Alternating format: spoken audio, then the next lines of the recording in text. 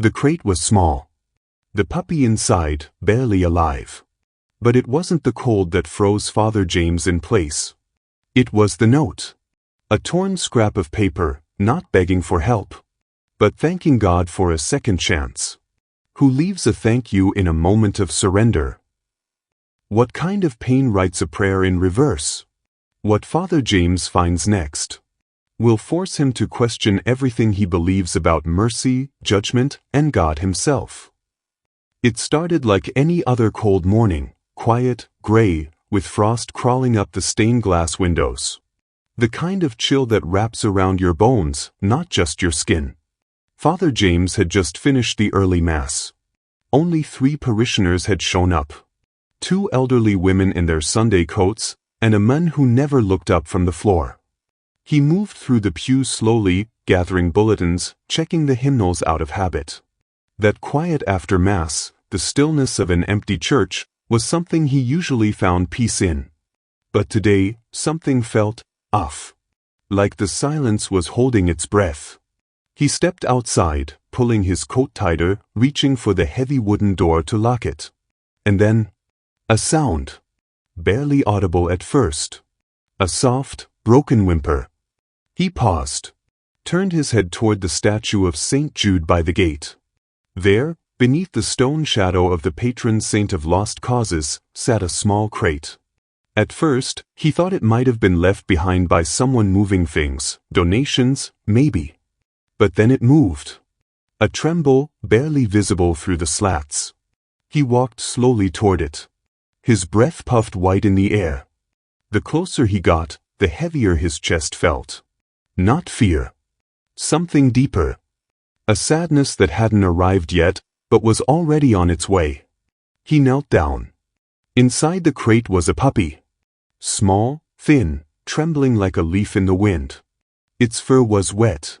Its eyes, wide and unfocused. But alive. Its paws were raw, nails chipped. Like it had tried, and failed, to claw its way out. James reached for the latch, hands shaking more than he cared to admit. The puppy didn't growl. It didn't bark. It just laid there, blinking up at him like it had given up hours ago. Tucked beneath the threadbare towel inside the crate was a piece of folded paper. Old. Torn at the edges. He pulled it out, expecting a plea. A phone number. A desperate apology. But it wasn't a cry for help. It was a prayer. Written in hurried, slanted handwriting. Thank you, God, for this last act of mercy. You remembered me when no one else did. A daughter you forgot. He stared at the words, then again at the crate. His stomach turned. There was something wrong. Something about the paper. It wasn't just wrinkled. It was stained. A dull, rusty red spreading along the bottom. Blood. But not from the puppy. He held the paper to his chest, feeling his pulse in his throat. This wasn't abandonment. This was ritual. A message left on purpose. Not for the world.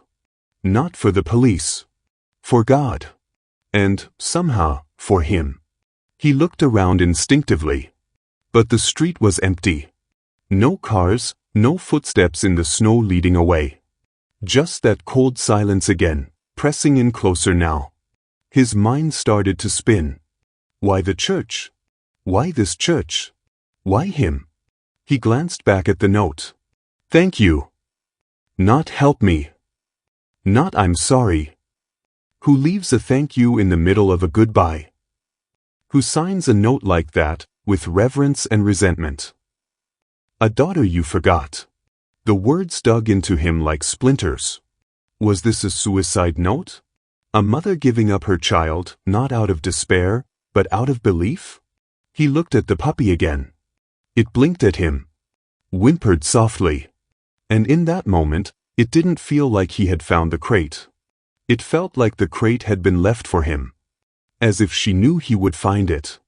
As if he was meant to read that note. To bear witness. He reached down and gently lifted the puppy from the crate. It was so light, like picking up a bundle of breath and bone. It nestled into his chest without resistance. Not because it trusted him, but because it had no more fight left. He cradled it in one arm and looked again toward the horizon. There were no answers waiting there. Only more questions. Heavy ones. Who was she? Why this church? Why him? He could have taken the puppy inside, called animal control, reported it all and walked away. But something in the note, something in that signature, dragged him backward into memories he'd buried long ago.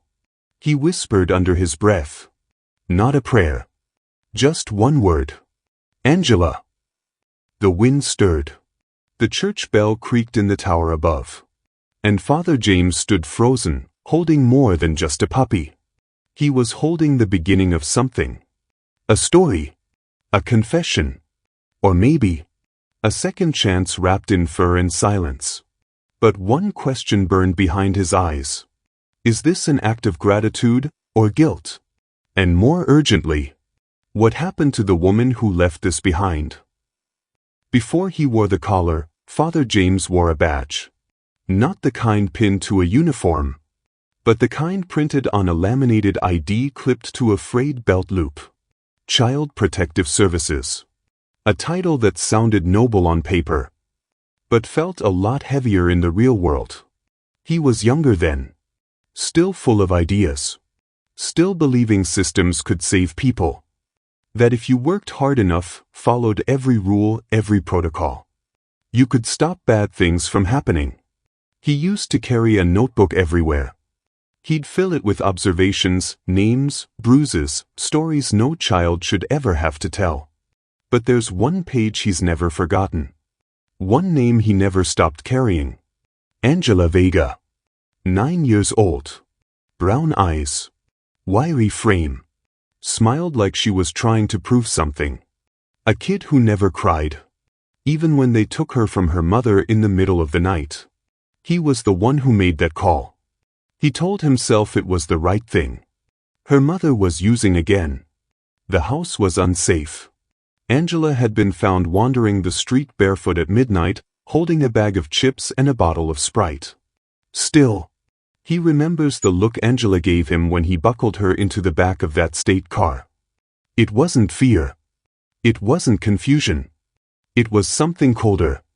Like she'd already seen this before. And decided not to trust anyone ever again. And she didn't. She bounced through 3 homes in 2 years. One had rats. One had a man who kept locking the fridge at night. One tried to rename her.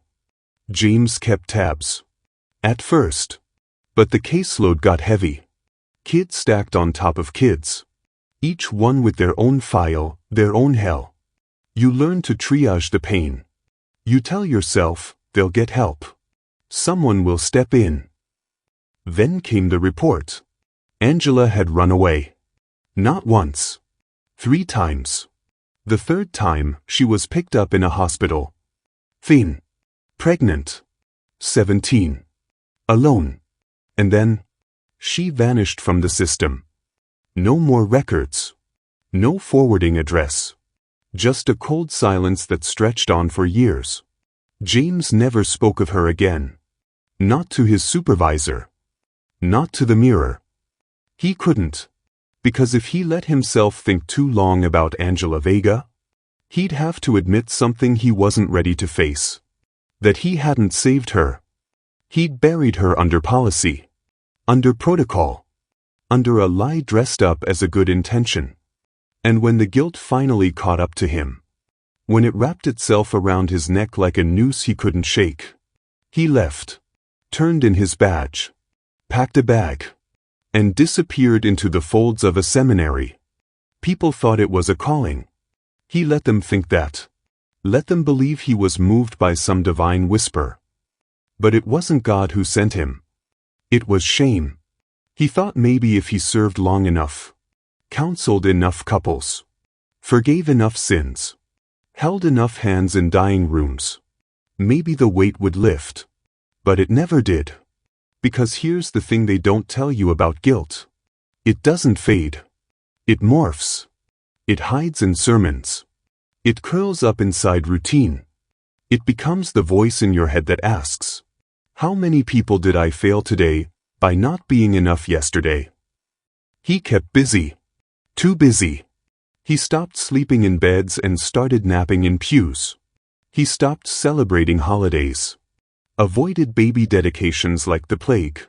Started calling every lost child in the parish office sweetheart because it felt safer than learning their names.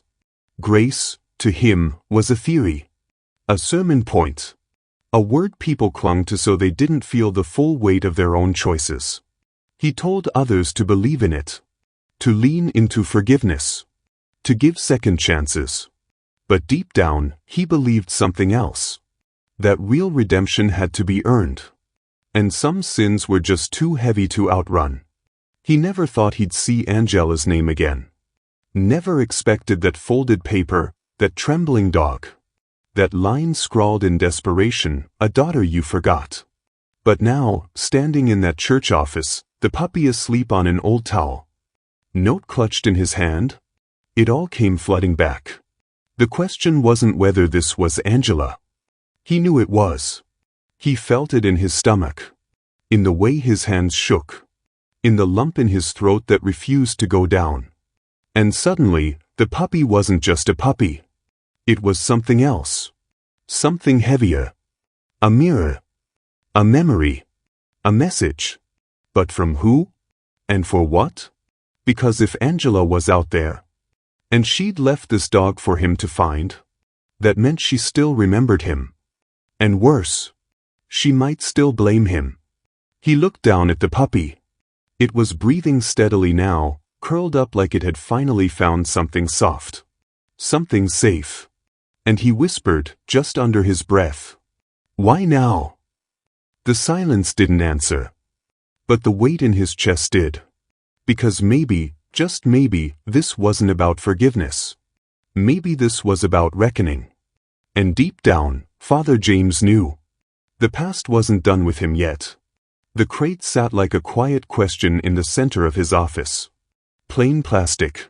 Nothing special. Just the kind you'd find stacked at a shelter or collecting dust in a garage. But something about it felt deliberate. Like it hadn't just been dropped off. Like it had been placed. Carefully. Intentionally. Like someone was watching, waiting. Father James knelt down and opened the latch. The puppy stirred. A soft whimper escaped its tiny throat, high-pitched and raw, like it hadn't cried in hours. Maybe days. Its ribs were visible, sharp beneath patchy fur. Flecks of dirt clung to its paws. The towel underneath was damp with melted frost, faintly smelling of old laundry detergent and something sour, panic, maybe. He reached in. His hand trembled more than he expected. The pup didn't fight. Didn't lick.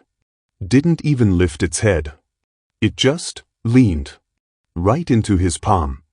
Like it had been waiting for someone to finally say, "You're safe." He wrapped it in a fleece blanket he kept under his desk, the same one he used when the heat failed in the rectory. Held it close to his chest. It was lighter than it should have been. He whispered, "It's okay now," like it meant something. Like saying it out loud would make it true. And then, he turned back to the crate. The note was still inside. Taped under the roof of the crate lid, carefully protected from snow. He peeled it off. Unfolded it again. The words were messy, rushed, but deliberate. "Dear God, thank you for giving me one more chance to do something right. If anyone finds her, please don't blame her. Blame me. I didn't want her to go like this. I just didn't have another choice." He swallowed hard. His eyes scanned the last line again and again. "Please, let someone kind find her." And for a second, he wondered. Was that him? Was he someone kind? The doubt hit harder than expected. Because deep down, he didn't feel like someone kind. Not after everything. He set the note down on his desk. Went back to the crate. That's when he saw it. Tucked into the corner of the crate, half buried in a fold of the towel. A strip of plastic. White. Faintly bent. He reached for it. Pulled it free. A hospital bracelet. The name stamped across it stopped his breath. Vega, Angela. DOB 12/04/XX. No mistake. No coincidence. He sat down. Hard. The puppy stirred in his lap, but he couldn't move. Couldn't think. Just stared at that name. Angela Vega. The girl with the quiet stare. The one he'd buckled into the back of a state car 15 years ago. What was her name doing here? Why now? Why this dog? 1,000 questions flared to life in his chest, each louder than the last. But one rose above them all. Is she still alive? He got up fast, too fast. Nearly knocked over a chair. Moved to the office computer like a man possessed. Opened the diocesan portal. Then the city's social services database. His fingers hovered. Hesitated. Then typed, Angela Vega. There she was. At least, the echo of her. The file was thin. Transferred from Child Protective Services to Transitional Youth Housing. Notes about behavior. Defiance. Disappearance. 3 runaways. The third at 16. Pregnant. He closed his eyes for a second. Just breathe. Pregnant. Angela had been a child herself. Now she'd had one. Or lost one. The file didn't say. Didn't explain. Just a red mark. Lost contact, March 2023. No caseworker listed. No last known address. No next of kin. It was like she'd vanished. Again. But now. She'd left this behind.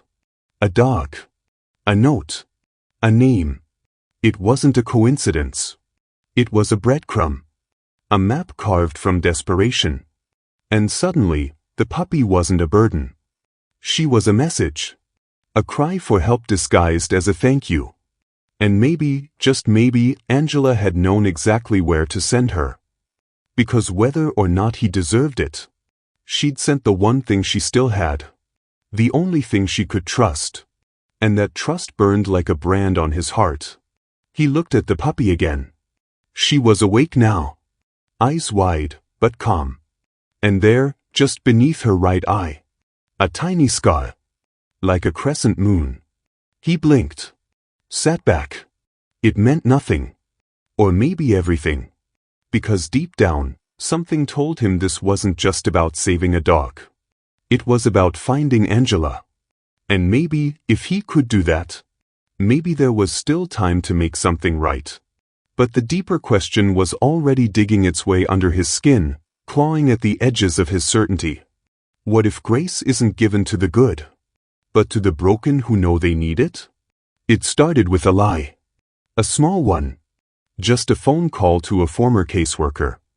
Following up on an old file, he said, voice calm, practiced. No one questioned it. But inside, James was already spiraling. Because this wasn't ministry. This was obsession. And he knew it. The dog was still recovering, sleeping more than not, eating in careful, trembling bites. He'd named her Mercy. It felt right. But every time he looked at her, he saw Angela's name burned across that hospital bracelet. Every hour that passed, the unanswered question twisted deeper. Why now? Why send the dog to him? He opened a browser window. Found the address of the halfway house listed in her last record. It had been shut down 6 months ago. So he drove. No collar. No clergy shirt. Just a man in an old coat with too many regrets in his rearview mirror. The building was boarded up. Graffiti on the front steps. A broken stroller lay rusting in the alley beside it. He stood there for a long time. Just listening. Not for sounds. For memories. Because the last time he'd been to a place like this, Angela was 15. Sitting on a plastic couch, arms folded tight. She hadn't looked at him. Not once. He never found out where she went after that. Didn't ask. Didn't want to know. And that's what haunted him now. That silence he'd let sit between them. The distance he never tried to close. He walked the block. asked questions, showed her name to a liquor store clerk, a woman outside a laundromat, a kid sweeping the steps of a taqueria. One person paused. A nurse, retired, recognized the name. She came into detox twice, she said. Thin voice. Kind eyes. She was clean the last time. Looked better. Stronger. I think she was trying. That word, trying, hit James like a punch to the ribs, because he remembered how hard it had been just to get her to eat, to sleep, to speak. Trying. She was trying. But that wasn't the end. She got a job, the nurse added. Shelving books at a church thrift store. Thought it was cute, Angela, working for the angels. James laughed once. Soft. Tired. And then she said something that changed everything. She lost a baby. Quiet. Like a secret being returned. They took her. State stepped in. Said she wasn't fit. She didn't fight. Just cried. James felt the breath leave him. The baby. The timing lined up. That child would be about the age of Mercy now. 7, maybe 8 months. Too young to walk.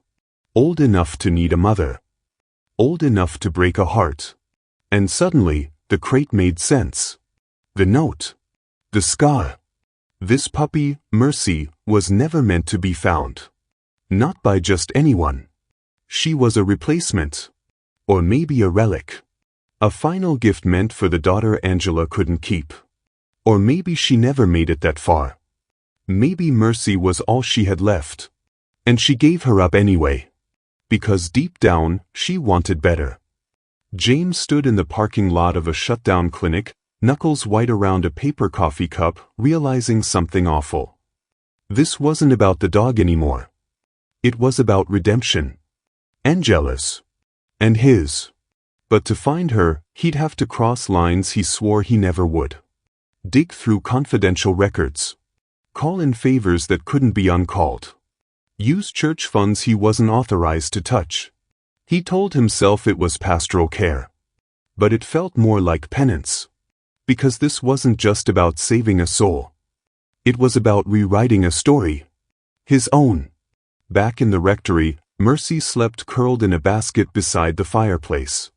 James stared at the note again. Thank you for giving me one more chance to do something right. Not a plea. A confession. Like someone saying goodbye before they disappeared for good. He picked up the church credit card. The one they used for outreach. Emergency shelter. Charity cases. And in that moment, he made a choice. Not because it was the right thing. But because it was the only thing. He booked a motel near the last known rehab center Angela had attended. He printed out flyers. Offered money to anyone who could confirm she was still alive. He visited shelters. Sat in waiting rooms. Waited in parks. Looking. Always looking. But every night, when he returned to his motel room, Mercy was waiting. Eyes soft. Body warm. Steady. And something about that steadiness kept him going. She was the only proof he had that Angela had not given up. That somewhere, deep in the cold, someone had chosen faith. Even if it looked like a crate in the snow. And so James kept walking forward. Breaking rules. Burning bridges. Because he needed to believe that someone like Angela could make it back. Because if she could, maybe he could too. He was just about to let go. Not of the dog, but of the whole story. The questions. The guilt. The gnawing sense that something didn't add up. For 3 days, James hadn't slept properly. He kept staring at that note. Holding it like it might whisper more if he gave it enough silence. But nothing came. So, he did what he always did on Sundays. He went to church. Half out of habit. Half out of hope. The pews were mostly empty, except for a few elderly regulars. The kind who never missed a service, even if their knees begged them to. James lit a candle, whispered a prayer he wasn't sure he believed in, and stepped up to the pulpit. The words came out quieter than usual. Slower. His voice cracked in places, like the grief was trying to crawl out between syllables. He spoke about second chances. About how we don't always get to know the end of a story, only the part we're given to hold. Then, the offering plate came around. And that's when everything changed. Folded neatly between a couple of crumpled bills was a cream-colored envelope. No name. No address. Just his first initial on the front, J. He opened it with shaky hands. Inside was a photo. Grainy. A little out of focus. But unmistakable. Angela. Standing outside his church. Wearing that same oversized flannel he used to tease her about in college. And in her arms was the puppy. The same puppy he found freezing in a crate 2 days later. But the timestamp in the corner? It was dated 2 days before he ever saw that crate. He blinked. Looked again. His breath hitched in his chest. On the back of the photo, in handwriting that hadn't changed in all these years, were just 10 words. Don't try to find me. Just love what I couldn't keep. He sat back in the pew, the weight of it slamming into him like a confession he hadn't expected.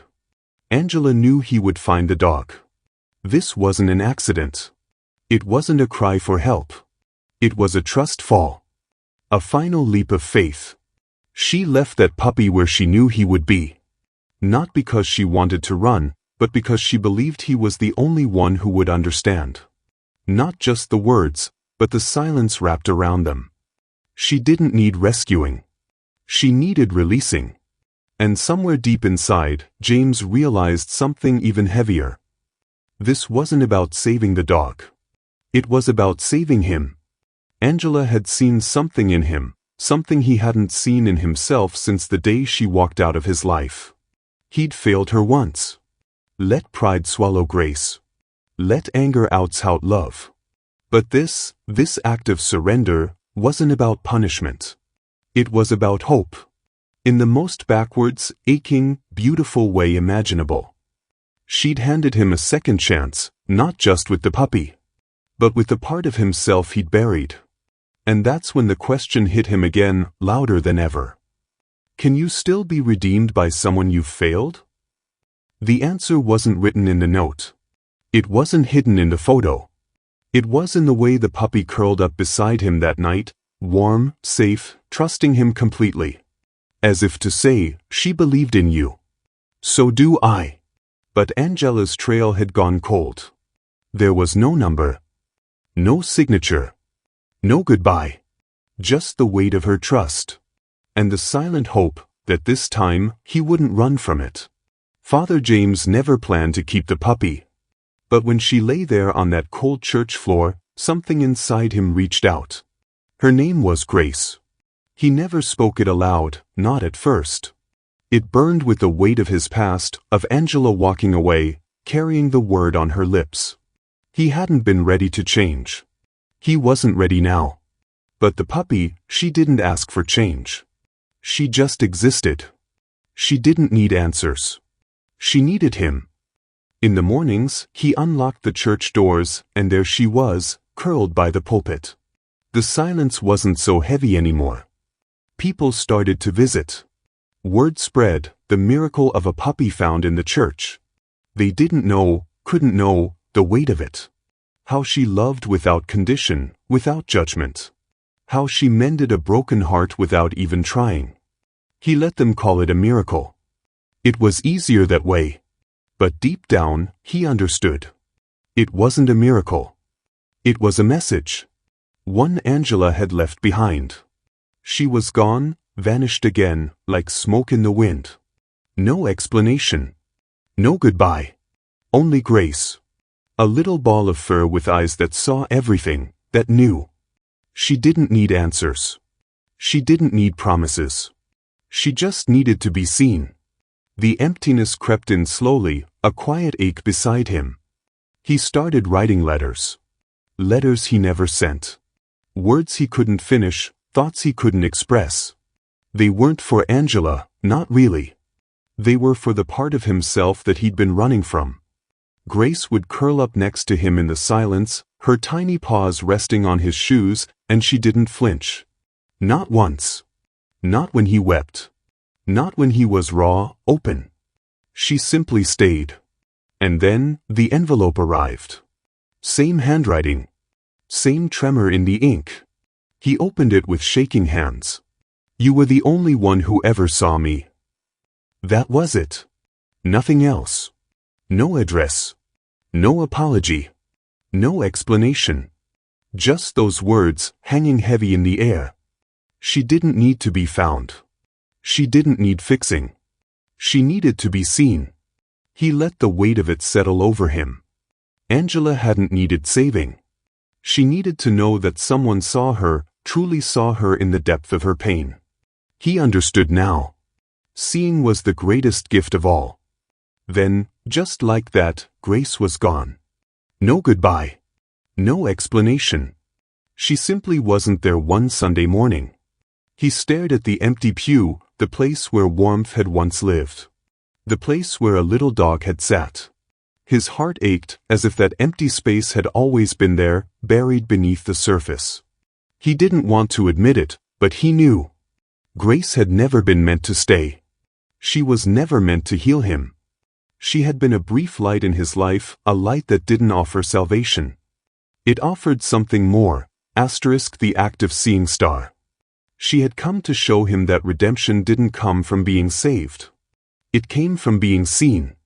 The grief was different this time. Not just sorrow. It was deeper. He had been changed. And yet, the silence in that pew felt like it was holding its breath, waiting. Waiting for him to understand. Then, out of the corner of his eye, he saw it. A shadow, long and familiar, crossing the floor. He didn't even have to look. He knew. He felt her. Felt the memory of her. Grace wasn't just a puppy. She was a sign. A sign that sometimes redemption doesn't come in the way you expect. It comes in the quiet moments. In the small acts of being seen. For the first time in years, James finally wept.